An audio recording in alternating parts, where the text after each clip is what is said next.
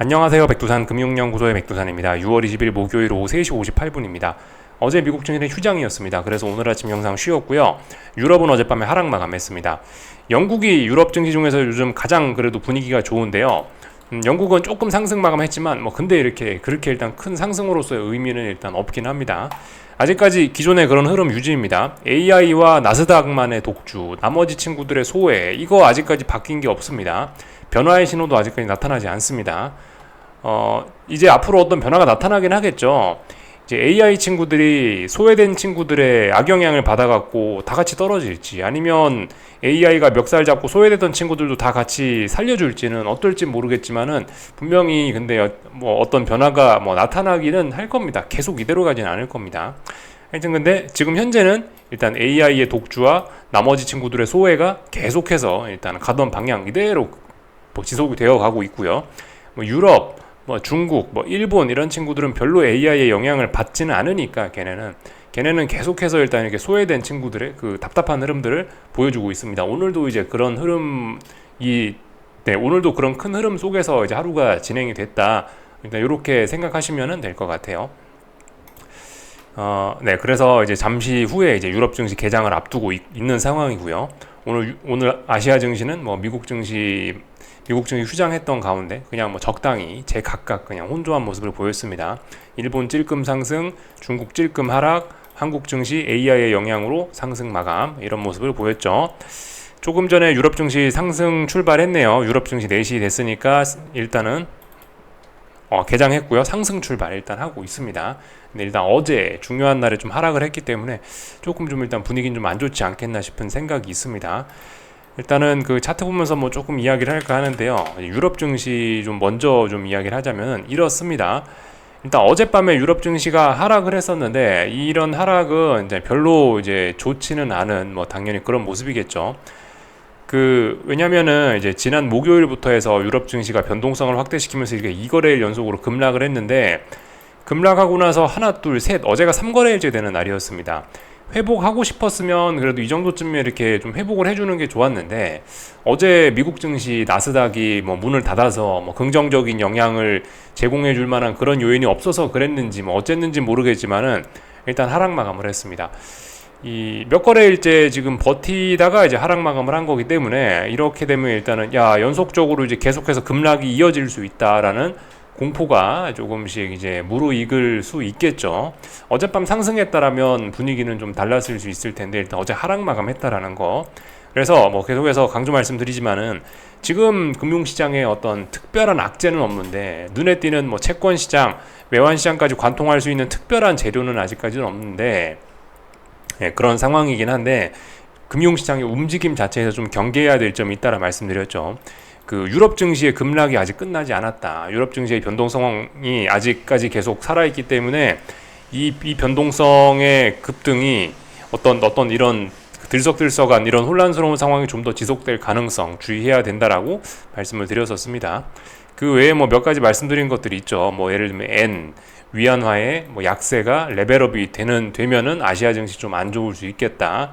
이런 이야기들 드렸었고, 그 외에도 몇 가지 있긴 있었습니다. 하여튼 몇 가지를 좀 주목을 해야 되는 점입니다. 특별한 악재는 없지만, 시장을 관통하는 특별한 악재는 없지만은 이 변동성이 좀 확대되고 있다는 점을 주의해야 된다. 그리고 달러 강세, 은은히 지속되고 있다는 점을 좀 경계해야 된다, 이겁니다. 그래서 일단 말씀을 좀 드려봤고요. 이런 모습입니다. 참고로 영국 증시가 이제 유럽에서 그나마 가장 강한데요. 이 영국도 사실 지금 탄력적으로 오르는 걸 기대하기보다는 일단 근데 얘도 일단 고점이 낮아지고 있고 저점이 조금씩 낮아지고 있고 이런 상황이라서 의미 있는 매수세를 확인한 건 아니라서, 그나마 영국이 유로존의 이탈리아나 프랑스나 이런 나라들, 영국 주요국들 중에서 그나마 영국이 이제 가장 좋은 편에 속하는 거지, 얘라고 지금 강하지는 않습니다. 얘도 결과적으로 영국도 결과적으로 소외된 친구들 중에 하나일 뿐입니다. 지금 이렇게 진행이 되고 있는데, 하여튼 걔 중에는 그나마 이제 영국이 가장 강하다, 이겁니다. 그래서 이제 이런 내용을 좀 살펴봤고요. 여러 가지 뉴스들 좀 살펴볼 필요가 있겠는데요. 일단 경제 지표부터 경제 지표부터 좀 보자면은, 어제 영국 물가 지표들이 좀 나왔는데, 이 처음으로 좀 만족할 만한 처음으로 이제 인플레이션이 목표치에 좀 도달을 했다라고 합니다. CPI가 BOE 영국 중앙은행의 마음에 드는 목표 수준까지 내려왔다라고 해요.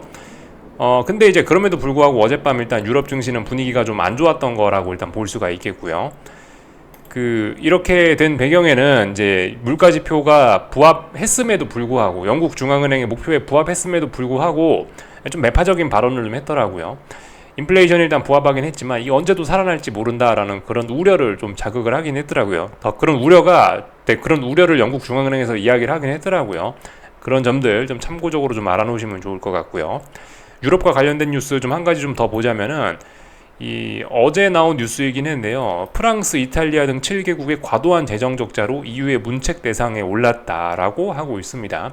재정 적자를 경고하고 있다라고 하고 있죠. EU 집행위원회에서 유로존의 7개 국가에다 문책을 했다라고 합니다.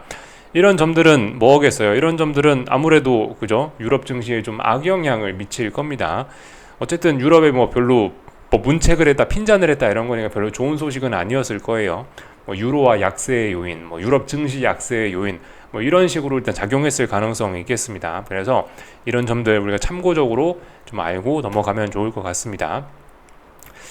그리고 참고적으로 알면은 괜찮은 뉴스 중에 하나가 CMBS라고 상업부동산, 그죠? 상업부동산 관련된 상품인데 AAA, 그러니까 투자 등급 멀쩡한 AAA 상품이 처음으로 손실이 났다라고 합니다. 영국에서 이것도 손실이 났다라고 해요. 크레딧 크런치니까 아마 금융위기 이후 최초로 AAA 채권이 손실이 났다. 지금 그런 거를 이야기하는 것 같습니다.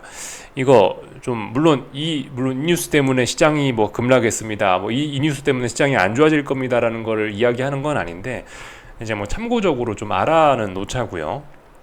하여튼 이런 소식들도 있긴 있었습니다. 유로존 관련한 소식들을 좀 몇 가지를 좀 전해드려 봤습니다. 아무튼 이런 소식을 보면서 이제 우리가 좀 생각을 해봐야 될 게, 이제 계속해서 잘 나가는 친구만 잘 나가는구나. 하여튼 AI만 계속해서 잘 나가고 소외되는 친구들은 계속 소외되는 이유가 있긴 있는 겁니다. 지금 좀 전에 보셨다시피 AAA 투자 승급의 상품이 이게 손실이 난다는 등 이런 식으로 그죠? 안 좋은 일들이 벌어지고 있는 거 보니까 그죠? 그러니까 소외가 되는 거예요. 결과적으로 왜 이런 채권들이 왜 손실이 나겠어요, 그죠? 일단은 고금리가 지속되니까 연준이 미국이 너무 잘 나가니까 미국이 잘 나가서 인플레이션이 높든 어쨌든 어째저째 해서 미국이 고금리 정책을 계속해서 끌고 가고 있으니까 그러니까 이제 고금리 부담을 이기지 못한 이제 다른 약한 친구들이 다 전반적으로 이제 분위기가 안 좋아지는 겁니다. 이제 그런 과정에서 잘 못 버티는 친구들은 계속 약하고 AI와 같이 이렇게 고금리와 상관없는 이런 친구들은 그냥 계속해서 상승을 하는 거고, 그래서 양극화가 너무나 심각한 상황까지 왔죠. 그래도 물론 지금까지도 쏠림이 심하다 IT 빅테크 애플 마이크로소프트 얘네 너무 심하지 않냐라 이야기는 했지만 그래도 얼추 비슷하게 S&P 나스닥 러셀 지수 비슷하게 그래도 얼추 따라는 갔단 말이에요. 근데 하여튼 최근 한두 달 사이에 나타난 특징이 이제 확실히 이제 롱숏이 이제 갈린다는 거. AI는 극적으로 올라가고 나머지 친구들은 극적으로 하락하는 이런 이제 이 다이버전스가 좀 크게 발생하고 있다라는 게 최근 나타난 특징이죠. 이런 소식들이 있으니까 이제 그런 겁니다. 그 와중에 이제 약한 친구들, 이런 친구들 제2의 테슬라 피스커가 파산했다라는 이런 내용들도 있고, 하여튼 약한 친구들은 자빠진다라는 겁니다. 하지만 잘 나가는 친구들이 또 잘 버티기 때문에 그럭저럭 또 그냥 세상은 또 잘 돌아가고 있고요. 그래서 정말 재밌는 상황입니다.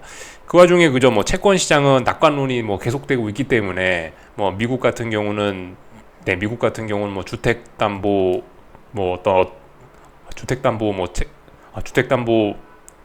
대출 금리라든가 이 모기지 금리 같은 게 좀 굉장히 많이 떨어지기도 했다라고 합니다. 어쨌든 그래서 잘 나가는 데는 계속해서 잘 나가고 못 나가는 친구들은 계속해서 소외가 되고 있고 그런 상황이죠. 하여튼 낙관론의 영향을 받는 친구들은 막 급등을 하고 있는데 낙관론의 영향을 못 받는 친구들은 여전히 하여튼 약한 그런 모습들이 있기는 있습니다. 그래서 계속해서 이 답답한 상황이 이어지는 거겠죠. 하여튼 채권 시장의 낙관론도 지속 중이고, 다만 이제 유럽이 조금 부진하기 때문에 달러 강세도 느리지만 조금씩 지속 중. 하지만 이제 그 한편으로 저기 금리나 기대감, 미국 금리나 기대감도 계속 있긴 있어서 달러의 강세가 있긴 있는데 이게 막 충격적이고 그러지는 않습니다. 달러의 강세가 느릿느릿하게 진행이 되고 있긴 합니다. 이런 상황이 있다라는 거를 좀 전반적으로 말씀을 드려봤습니다. 그죠? 그 와중에 이제 또 잘 못 나가는 친구, 뭐 예를 들면은 경기 둔화에 중국 구리 재고가 4년 만에 뭐 최대다, 이런 뉴스들이 뭐 나오기도 하고요. 네. 이게 뭐 양극화를 보여주는 그런 뉴스 중에 하나라고 개인적으로 생각을 합니다. 그 참고로 지금 이제 오늘 아침에 이런 소식이 일제히 나오는데요. 중국 재고가 이제 뭐 4년 만에 최대다라고 하면서 이런 소리들이 나오는데, 재고가 많다라는 거니까 구리 가격에 안 좋은, 구리 가격을 하락시키는 그런 뉴스라고 일단 볼 수가 있겠습니다. 그런 재료이긴 하죠. 근데 개인적으로 지금 구리의 움직임은 저 뉴스와는 일단 반대로 움직이고 있습니다. 살짝 역발상을 해야 되는 게 아닌가 싶긴 해요. 구리 가격은 사실 이미 어떤 투기적인 이유 등에 의해서 5월 말부터 해서 지금까지 쭉 빠졌습니다. 먼저 빠졌습니다. 물론 추세적으로는 굉장히 아직까지 강한 상황이고요. 굉장히 강했었는데 어쨌든 지금 굉장히 강했고, 아직까지는 여기서 이제 본격적으로 하락 추세로 전환된다라고 이야기하기는 조금 좀 뭐합니다. 왜냐하면 고점과 고점, 저점과 저점이 낮아지는 걸 좀 테스트를 해야 되는데, 사실상 급격히 한 파동으로 빠졌기 때문에 아직도 지난번에 급격하게 올라왔던 이 낙관론의 영향은 아직까지는 그래도 조금 남아있는, 그래도 좀 긍정적인 냄새가 남아있는 그런 구간이라고 좀 볼 수가 있겠는데, 이 구리 가격이 지금 보시다시피 쭉 빠지다가 최근에 한 몇 주 정도는 하락이 둔화가 되면서 단기 바닥을 만드는 모습이 좀 등장하고 있습니다. 그러면서 몇 거래일째 5일선을 다시 탈환하는 그런 모습들도 보이고 있고요. 그래서 개인적으로 이 구리가 경기 둔화에 중국 재고가 4년 만에 최대라는 이런 소식은 오히려 역발상을 해야 되는 그런 속임수성 기사가 아닐까라는 생각이 개인적으로 조금 들긴 하더라고요. 저 뉴스가 나오고 나서 오히려 지금 양봉이 튀어나오고 있죠. 저게 약간 역발상의 재료일지 모르겠습니다. 물론 근데 여기서 이제 구리값이 올라간다라고 해도 막 폭등을 하는 건 아닐 거고, 이제 상승으로 목표치가 일단 좀 대략적으로 상식적인 측면에서 봤을 때 좀 제한적이겠죠. 일단은요. 위쪽에 무거운 저항이 있으니까 좀 제한적이긴 할 겁니다. 그런 점을 좀 고려를 해야 될 것 같긴 합니다. 다 본 것 같습니다. 그래서 이런저런 뉴스들을 좀 다 봤습니다. 그래서 이제 오늘 있었던 일들, 이제 기술적인 부분들을 이제 조금 좀 분석을 좀 해볼까 합니다. 좀 전에 유럽 증시는 봤으니까 일단은 뭐 패스하겠습니다. 유럽 증시는 그죠? 좀 전에 일단은 어떻게 이런 식으로 이런 식으로 오늘이라도 뭐 상승을 한다면은, 그럼 이렇게 되면 조금이라도 좀 급락 위험이 또 사라지는 걸 수 있습니다. 하여튼 지금 상황 좀 잘 봐야 되는 그런 자리이긴 합니다. 어제 하락했었기 때문에 조금 좀 위험하지 않나 싶어요. 좀 잘 봐야 되는 부분이고, 하여튼 그래서 이제 오늘 있었던 일들 좀 다른 것들 이제 기술적으로 좀 체크를 좀 해보자면요. 일본 증시도 뭐 일단 올랐다. 근데 일단 답답한 그런 구간 안에 계속해서 있는 거죠. 방향성 테스트하고 있는 가운데 분명히 일단 다중 고점형을 만들어 놓은 건 사실입니다. 이건 어쨌든 확인된 사실이죠. 다중 고점형 여러 번 저항을 만들어 놔서 위쪽에 저항이 무겁습니다. 위쪽으로 지금 위쪽으로 올라갈까 말까 하는데 일단 굉장히 혼란한 구간 안에 있어서 방향성을 일단 잘 모르겠긴 합니다. 중국 증시는 오늘 좀 부진했어요. 상해 종합이 좀 문제이긴 하네요. 상해 종합은 이런 식으로 일단 축축축축 처지고 있는 그런 모습입니다. 그래서 상해 종합은 계속해서 뭐 급락도 충분히 이어나갈 수 있을 것 같은 뭐 그런 모습이긴 한데, 개인적으로 이제 조금 깝깝한 게, 이제 어쨌든 제가 이제 중국 증시에 막상 투자를 하려고 하면은 상해 종합 지수에 직접 투자하는 게 아니고, 우리가 일반적으로 중국에 투자한다라고 하면은 뭐 요런 지수를 보면서 이제 이런 지수를 많이 추종을 하게 되거든요. 상해 종합 지수와 모양이 좀 다르긴 합니다. 얘는 잘 버티고 있어요. 근데 물론 이제 얘도 이제 답답한 구간이죠. 말씀드렸다시피 여기를 넘어가야 위로 또 올라간다라 말씀드렸는데, 결과적으로 얘도 답답한 구간 안에 있어서 답답한 구간 안에서 오늘 조금 하락을 한 겁니다. 그냥 답답한 구간 안에 중국 증시 계속해서 상승도 하락도 아닌 그런 상황이 일단 이어지고 있는데, 어쨌든 이 본토의 상해 종합 지수는 계속해서 일단은 분위기가 안 좋긴 합니다. 그래서 이제는 중요한 지지선 부근까지 딱 다 내려왔네요. 그죠? 어떻게 될지는 잘 모르겠는데 일단 상해 종합은 일단 약합니다. 아무튼 우리는 상해 종합에 직접 베팅을 하는 게 아니니 참고적으로 일단 저거는 좀 보자고요. 하여튼 중국에서는 뭐 요즘 뭐 자꾸 뭐 부양책을 쓴다, 또 그리고 유동성을 공급한다는 둥 뭐 여러 가지 긍정적인 이야기들이 나오고 있기는 합니다. 근데도 하여튼 상해종합 이런 지수들은 계속해서 분위기가 안 좋다는 점 뭐 참고는 해야 되겠습니다. 하여튼 오늘 지금 이제 뭐 그 몇 가지들을 좀 봤는데, 이제 중국 증시도 지금 전반적으로 좀 답답하거나 상해종합 보면 좀 약하거나 일본 증시도 답답한 구간 안으로 왔는데, 아마 환율의 영향이 좀 있지 않을까라는 생각이 좀 들어요. 중국 증시 봤으니까 위안화 좀 먼저 보자면은, 이거 기술적으로 봤을 때 위안화는 중요한 저항을 넘어섰거든요. 달러 위안 환율입니다. 중요한 저항을 이미 넘어섰죠. 이게 레벨업 됐다라고 봐줘야 됩니다. 어제 그 미국 증시 휴장했을 때 중요한 저항을 장대 양봉으로 돌파한 척했고 레벨업 됐어요. 결과적으로 계속 우상향 하겠다라는 겁니다. 물론 이제 위쪽에 어떤 전고점이란 저항이 있기 때문에 이 상승 목표치는 일단 여기까지로 제한이 되는 건 맞는데요. 근데 일단 분명히 보시면은 위쪽으로 방향을 틀었다. 그 위안화 약세가 진행이 될 거다라는 것이고, 일단 보통 이제 일반적인 상식으로 생각을 하면 이제 저런 통화 약세는 이제 중국 증시에는 안 좋은 영향을 미치는 게 맞긴 맞습니다. 그래서 일단 중국 증시에 악영향을 미치지 않을까라는 생각이 들어요. 그래서 오늘 상해종합 증시가 뭐 안 좋았나 싶기도 하고 그런 생각이 듭니다. 아무튼 말씀드렸다시피 이게 달러의 은은한 강세가 지속되고 있다라고 말씀드렸는데 은은하게 넘어갔습니다. 물론 아직까지 이걸 보고 이제 시장이 발작을 하진 않죠. 아직까지는 뭐 AI의 영향 등등 긍정적인 영향을 받고 하니까 발작을 하는 건 아닌데, 아직까지는 뭐 잘 버티고 있는 뭐 그런 모습입니다. 근데 어쨌든 분명히 경계해야 될 점이에요. 환율이 레벨업을 했다. 그저 쉽게 볼 일은 아닌 것 같습니다. 그리고 저기 엔화도 그래요. 엔화도 찔끔찔끔해서 결과적으로 저는 이 자리를 중요한 저항으로 보는데, 이 자리 안착했거든요. 사실 일본 엔화도요. 사실상 이제 레벨업 됐다라고 볼 수가 있겠습니다. 중요한 음봉이 이거잖아요. 이 음봉이 FOMC 회의 날에 그 일본 외환 당국이 개입해가지고 엔화 강세, 장대 음봉을 만들어낸 의미 있는 음봉인데, 이거 음봉이 훼손되지 않았냐 이거예요. 이거 음봉 완전 극복하지 않았냐 이겁니다. 그러니까 어떻게 된다? 이제 얘도 사실상 레벨업으로 봐야 되는 건데, 다만 이제 이게 무조건 이제 중요한 저항을 돌파했다고 무조건 급등 뭐 이렇게는 진행이 안 될 수도 있는 거죠. 뭔가 이런 걸 정당화할 만한 그런 이슈가 있어야 뭔가 그 어떤 뭐 급등에는 뭐 그런 이슈가 필요하거나 아니면 하여튼 뭔가 뭐 재료가 뭐 필요하거나 뭐 그럴 수도 있겠죠. 하여튼 일단 근데 레벨업 됐다라는 사실 자체가 일단은 그 일본 증시에도 일본 경제에도 전반적으로 좀 악영향을 미칠 수 있겠다라고 보셔야 됩니다. 그래서 그 지난번부터 말씀드리던 이런 점들 있죠. 하여튼 엔화하고 위안화 잘 보자라는 거, 금융시장에 좀 문제가 있을 수 있다 이런 점은요. 이런 점들을 좀 일단 확인을 해봤습니다. 그 N1 환율 오래간만에 한번 볼까요? N1 환율은 보시다시피 그냥 계속해서 답답한 구간이긴 한데, 일단 삼각 수렴형 혹은 결과적으로 여기서 방향성을 고민하고 있다라는 거죠.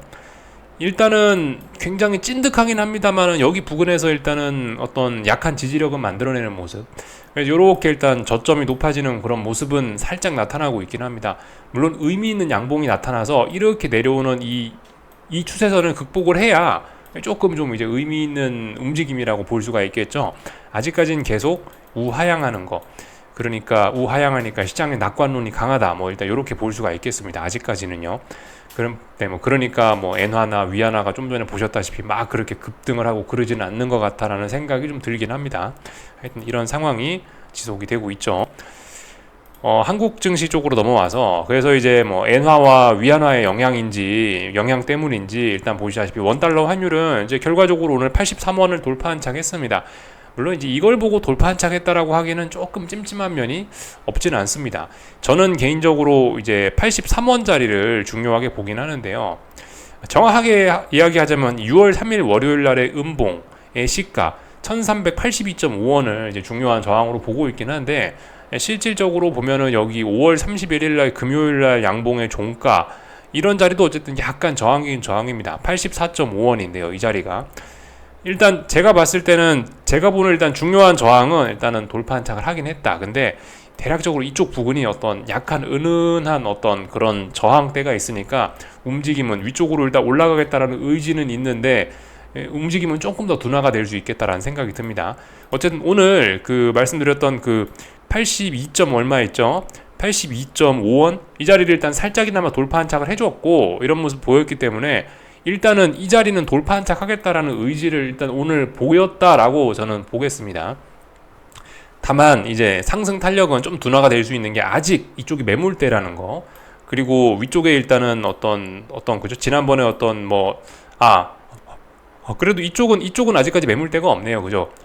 그 지금 당장은 이 1384.5원 이 자리까지가 어떤 매물대가 있기 때문에 살짝 상승이 좀 둔화가 된 겁니다. 또 그리고 당장 이 환율이 급등할 만한 그런 이슈가 없기도 하고, 그래서 일단은 조용한 것으로 보입니다.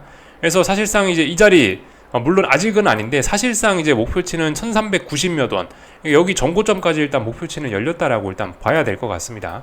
그래서 일단 나름 좀 의미가 있긴 있죠. 엔화 또 그리고 엔화 저기 위안화 또 원화까지 해서 공통적으로 달러 대비해서 약세 흐름을 보이고 있는데, 공통적으로 다 어딘가 중요한 저항들을 살짝씩 넘어가는 그런 모습들을 보이고 있습니다. 분명히 그 증시에 좀 안 좋은 영향을 미치긴 할 텐데, 근데 요즘 주식시장이 AI 광풍에 휩쓸려 가지고 계속해서 보시다시피 주식도 오르고 환율도 같이 오르는 이상한 현상이, 평상시라면은 좀 이상한 현상이죠. 이런 이상한 현상이 계속해서 좀 지속이 되고 있습니다. 하여튼 그래서 어제 제가 이제 코스피 하방 들고 있던 포지션을, 몇 년간 들고 있던 포지션을 일단 팔아치우고 지금 이제 전체 올 현금을 갖고, 이제 다량의 현금을 갖고 이제 그냥 지켜보고 있는 상황인데, 하여튼 근데 아직까지 어떤 경제 상황에 대한 그런 큰 관점이 이렇게 어떤 관점이 크게 바뀌거나 그런 것은 아직까지는 없긴 합니다. 지금 저의 개인적인 생각은 조금 좀 찜찜하다, 이상하다라는 생각 정도가 좀 있긴 있어요.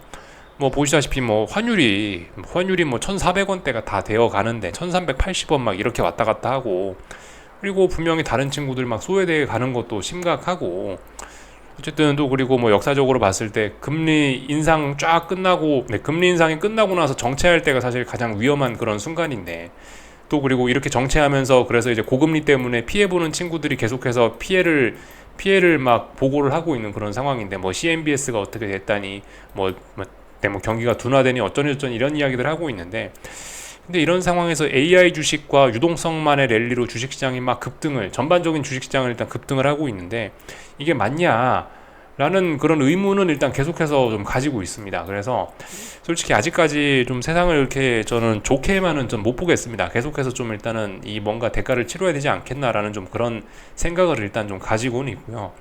일단 그래서 당장은 일단은 중요한 저항을 돌파한 척하고 코스피가 일단 더 올라가겠다. 코스피가 지금 보시다시피 어제 돌파한 차강에 분명히 의미는 있잖아요. 기술적으로 봤을 때 이 자리가 지금 몇 개월을 고민하다 넘어간 겁니까? 3개월 넘게 고민하다가 돌파한 착한 거기 때문에 분명히 일단 코스피가 추가적인 상승 의지를 보였기 때문에, 일단은 저는 기존 포지션 보유자로서 위험 관리를 해야 되기 때문에 일단 도망 나오긴 했는데, 아무튼 이 찜찜한 생각은 계속해서 좀 지울 수가 없긴 합니다. 그래서 이제 오늘 아침까지 이제 그래서 쭉 좀 생각을 좀 해봤는데, 그냥 일단 눈에 보이는 거 단타 매매 같은 거 좀 진행을 하면서 그냥 일단 그렇게 시간 보내다가 다시 한번 어쨌든 코스피가 됐던 코스닥이 됐던 간에 어떤 하방 진입의 기회가 보인다면 다시 한번 추세적으로 좀 노려보려고 일단 그런 생각을 좀 하고 있긴 합니다. 아무튼 코스피는 제 생각엔 하방으로 봤을 때, 지금은 아니지만 하방으로 봤을 때 저는 여전히 유망한 자산이라고 생각을 해요. 하방적으로 봤을 때 나스닥이 아니잖아요, 그죠?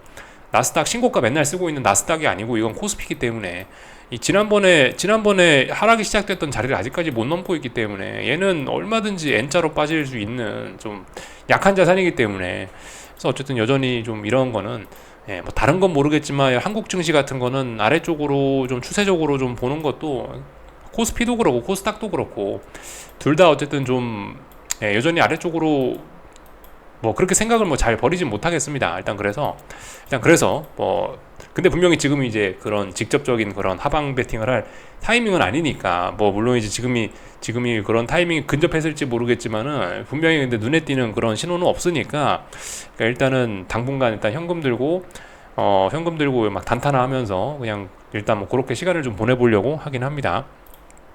개인적으로 그래서 단타를 한번 뭘 하면 좋을까라는 생각을 하면서 어젯밤에 어제 밤부터 해서 오늘 낮까지 이것저것 좀 보긴 봤는데, 뭔가 좀 눈에 들어오는 게 좀 재밌는 게 하나 좀 있긴 있더라고요. 그 요즘에 2차전지 친구들하고 코스닥이 좀 약하긴 하죠.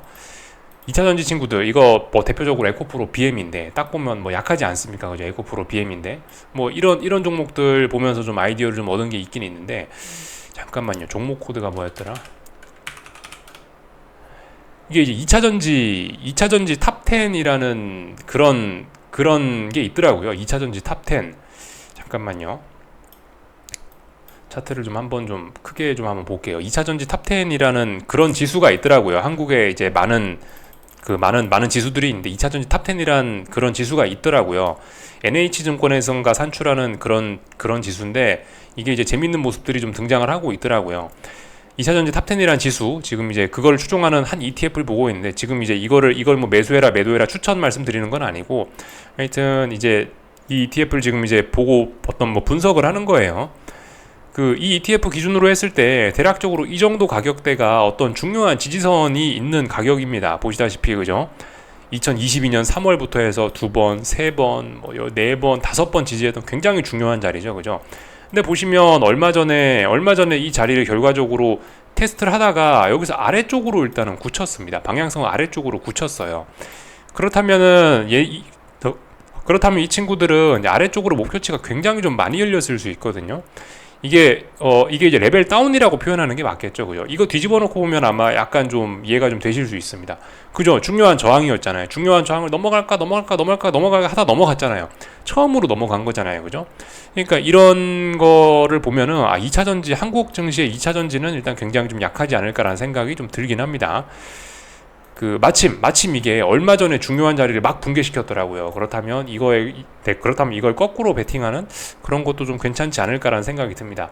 이런 거는 단타로 진행을 하기보다는 이런 건 나름 좀 큰 관점에서 좀 약간 너무 단타 말고 약간 좀 중기적인 관점, 몇 달 정도 투자 뭐 이런 거 정도는 좀 진행할 수 있지 않을까라는 생각이 문득 좀 들긴 하더라고요. 마침 이제 어떤 힘을 딱 보여줬으니까요.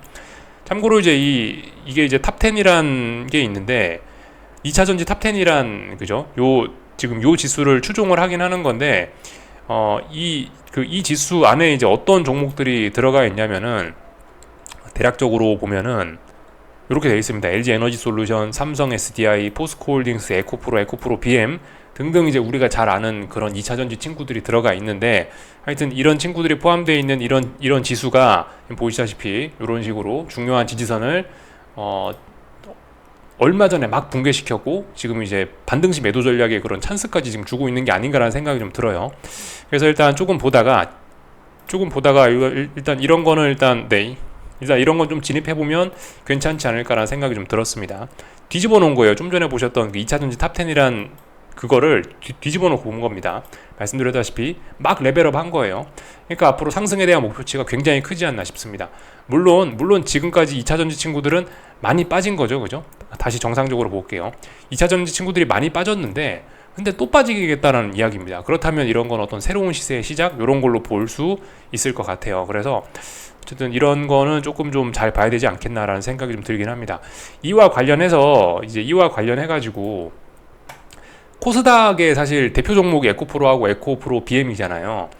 얘네가 이제 이런 지수들의 움직임을 보면 이제 에코프로 친구들도 계속 빠져야 된다라는 건데 그렇다면 결과적으로 코스닥 150 지수도 좀 안 좋은 영향을 좀 받지 않을까라는 생각이 좀 들긴 합니다. 지금 이제 코스닥 150 지수는 여기 지금 보시면은 이제 한동안 계속 답답한 구간이잖아요. 사실 지금 보시면요. 이게 큰 관점으로 봤을 때는 지금이 어떤 좀 뭔가를 하기가 좀 굉장히 애매한 가운데 붕 떠 있는 그런 가격대란 말입니다. 물론 이제 단기적으로 계속해서 아래쪽으로 좀 꺼지고 있긴 한데요. 근데 아무튼 2차전지 좀 전에 봤던 탑10 뭐 그런 것들이 이제 추세적으로 만약 어떻게 된다라고 한다면은 코스닥 얘네도 전반적으로 계속 하방 압력을 좀 받을 가능성이 있을 것 같아요. 이런 점에 조금 좀 주의를 좀 해보면 될 것 같습니다. 그래서 하여튼 뭐 여러 가지 보다가 하여튼 그게 좀 그거 하나가 어젯밤 좀 눈에 띄더라고요. 탑10이란 거 그거에 하방을 한번 진입을 해보는 게 어떨까. 그래서 타이밍을 노리고 조금 좀 고민을 하고 있는 그런 상황입니다. 그거 하나 좀 말씀드렸고 하여튼 코스피는 계속 강합니다. 지금 뭐 이렇게도 생각할 수 있을 것 같아요. 코스피가 계속 강한 만큼, 그러니까 삼성전자하고 하이닉스가 오르는 만큼 2차 전지가 빠질 수 있다. 뭐 이런 생각도 충분히 가능할 것 같습니다. 아시다시피 그죠? 잘 나가는 놈만 잘 나간다고요. 이게 한국 증시에도 해당이 될 거거든요. 코스피가 잘 나가면 잘 나갈수록 나머지 소외되는 친구들 2차 전지라든가 이런 데서 돈이 쪽쪽 빨려 나갈 가능성이 좀 있을 것 같습니다. 그런 점들 좀 생각을 해봐야 될 것 같아요. 하여튼 뭐 그죠? 중국에서 손대는 사업마다 뭐 과잉 생산 이런 것 때문에 물 말아 먹었던 그런 역사를 우리는 좀 알고 있습니다. 뭐 예를 들면 대표적으로 디스플레이 산업, LCD를 중국이 한 뒤로부터 LCD가 좀 박살나기 시작하긴 했죠. 영 지금까지 힘을 못 쓰고 있죠. 그런 것처럼 2차 전지도 뭐 중국이 그렇게 많이 요즘에 뭐 투자를 하고 있으니까 확실히 한국에 있는 2차 전지 친구들도 당분간 이거 좀 안 좋아지는 게 아닌가. 마침 제가 봤던 이 탑10이란 이런 지수도 중요한 몇 년간의 지지를 깨고 지금 새로운 시세를 시작을 하고 있으니 이런 거 좀 주의를 해야 되지 않을까 싶긴 합니다. 그래서 일단 하나를 좀 말씀을 좀 드려봤고요. 하여튼 뭐 나머지 뭐 다른 거 뭐 단타할 게 뭐 있을까는 계속해서 좀 보고는 있습니다. 하여튼 근데 뭐 2차 전지 뭐 저런 거에 대한 베팅이나 이런 거는 사실 그 예전에 뭐 제가 코스피 인버스 베팅할 때처럼 그렇게 강한 투자 아이디어를 가지고 막 그러고 있지는 않습니다.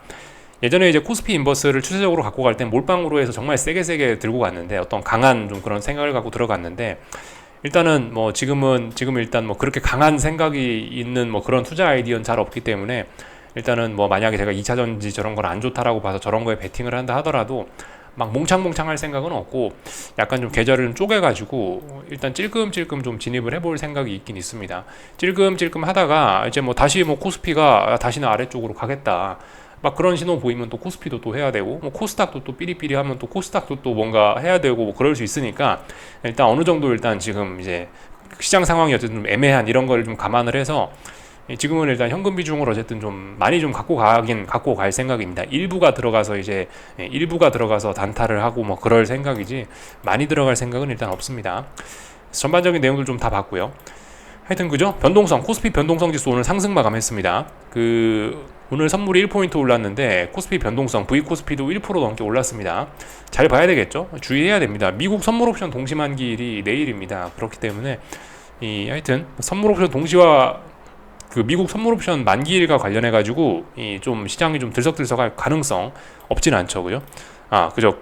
까먹고 나서 말씀 안 드렸던 게 그거죠. 미국 선물 옵션 동시 만기 이것도 금융시장의 중요한 이벤트일 수 있다. 지금 AI 쏠림이 너무 심하기 때문에 별거 아닌 사실 투기적인 이벤트입니다만은 얘가 시장을 어떻게 그런 투기적으로 뒤흔들 가능성도 생각은 해봐야 되겠죠. 하여튼 근데 아직까지 AI 친구들은 잘 올라가고 있고요. 지금도 나스닥은 급등입니다. 계속해서 변동성은 높아지고 있죠. 현재 분위기는 전부 다 좋네요. 러셀 지수도 오래간만에 5일선을 돌파한 차가에서 어떤 하락을 좀 끝내려고 하는 그런 모습들이 뭐 나타나고 있고요. 네. 일단 뭐 여기까지 하겠습니다. 궁금한 거 리플 남겨주시고요. 내일 아침에 뵙도록 하겠습니다. 여기서 마치겠습니다.